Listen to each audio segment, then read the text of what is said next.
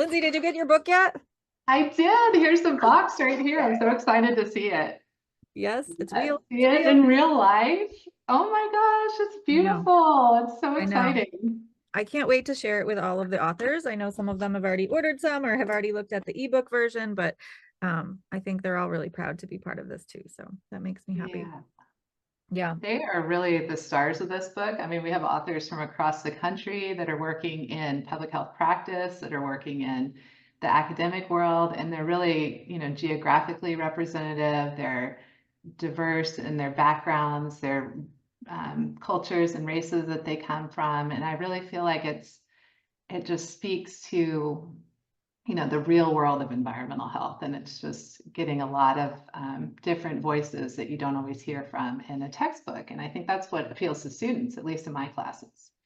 absolutely. I've been using it in my class this semester, and the students are getting a lot out of talking through the case studies, and they're really enjoying the time is now and in the real world, just really seeing how this relates to their own communities and what, how they can engage, whether that's professionally or personally. But that's been really, really great to see, because I know that was our vision. And I know you and me and Tasha really wanted to give people, the science, but also the tools to do something with the science. So it's exciting.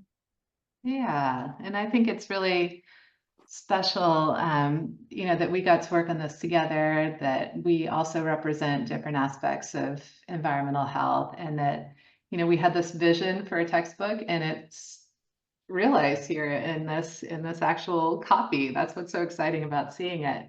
And I think that we created it because we really wanted something different from the textbooks that were out there. And this was just, the other textbooks were, I don't know, kind of dated, a little too boring for my students. I felt like they didn't appeal to the issues that students really care about, and centering climate change and environmental justice, and really giving students, like you said, something that they can do Yeah. makes them love this book. It's not just the science, it's what can I actually do in my community to make a difference.